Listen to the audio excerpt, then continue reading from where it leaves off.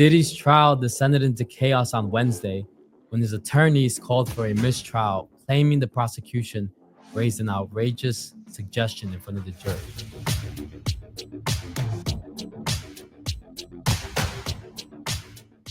The heated moment came towards the end of the prosecution's direct examination of arson investigator 𝐬𝐮𝐬𝐫𝐞. Jimenez was describing his investigation into the firebombing of rapper 𝐾𝐨𝐺's Porsche in 2012 when prosecutors asked him about the fingerprint evidence recovered from the Molotov cocktail bottle. The investigator told the prosecution that the evidence was destroyed without his consent by someone. So here's my first question. For those of you who've been following the case, that was 𝐾𝐨𝐺. They showed, and his car was destroyed. Arson, clearly, you could see from those images that somebody was trying to total that car. This investigation took place in 2012, and the fingerprints that were found at the scene of the crime has disappeared, has been destroyed. They don't have it. The LAPD does not know where the fingerprints are. So my question is, who does the fingerprints belong to? What happened to the fingerprints? Why was it destroyed? Who gave the order for it to be destroyed? How does this relate to the case? Let's keep watching. Someone in the LAPD. The question and response sparked outrage from the defense, who immediately called for a sidebar with the judge. Diddy's lead attorney, Mark Agnifilo, argued prosecutors try to imply the music executive interfered with the destruction of the evidence. Defense attorney Alexander Shapiro added that the assumption was part of the conspiracy out there. The defense team quickly demanded that the judge declare a mistrial, citing prosecutorial misconduct. However, the judge swiftly squashed the defense's motion and instead directed the jury to disregard the information as a. So let's get this right. Fingerprints at the crime scene were destroyed, and the defense told the judge to declare a mistrial because the prosecution was trying to say that Diddy was the one that destroyed the evidence.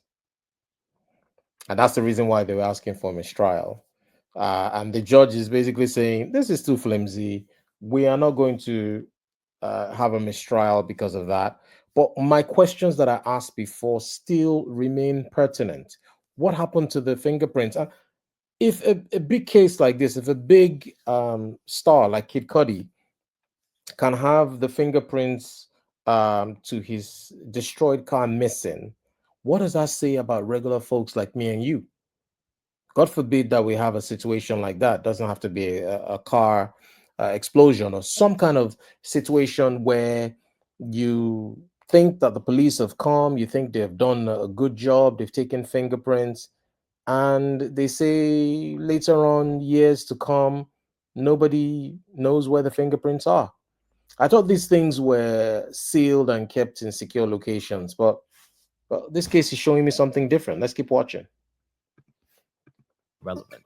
He told the jury Diddy left the singer bleeding on the floor of her apartment. Man, look at that. Look at that gash. Look at that gash. This guy, man. You're a monster. There's no other word I can use to describe you. You're an absolute monster. Absolute beast. Absolute beast. Absolute beast. From the repeated blows to her head, Diddy panicked after the vicious attack, Nash testified. Upon noticing Cassie bleeding, Diddy told one of his assistants and Nash, "Look what y'all made me do." Diddy allegedly forced Cassie to see a plastic surgeon, Nash said. Look at that. Look at her lips. Look at that. Look at that swollen lip. Yeah? Monster. Next day, when Nash video called Cassie, he recalled seeing her with a... Man, I don't know if this is the same one. Probably yes, the same one. You can see the deep laceration. I think this is before he healed in the other footage that we just saw. But this is bad. Clear case of domestic violence. Terrible. Gash on the forehead, near her eyebrow, and stitches.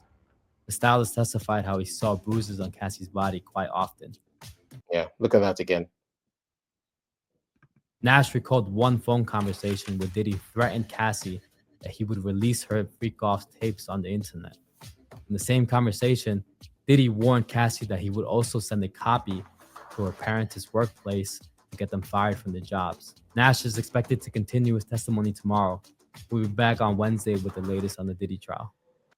So Nash, the guy who they just showed, Nash is a stylist that used to work for Diddy, and he had a big day in court yesterday. Some are saying one of the most explosive days on trial, with the celebrity stylist saying a lot of things. He's talked about how he witnessed abuse, and he witnessed, him injuring Cassie and doing all sorts of stuff.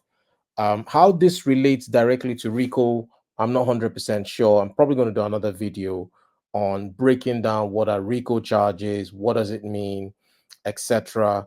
I don't want to make this video too long, but it was interesting that the defense tried that strategy of trying to get a mistrial. These are very expensive lawyers, and I don't think it's a good time for the defense lawyers.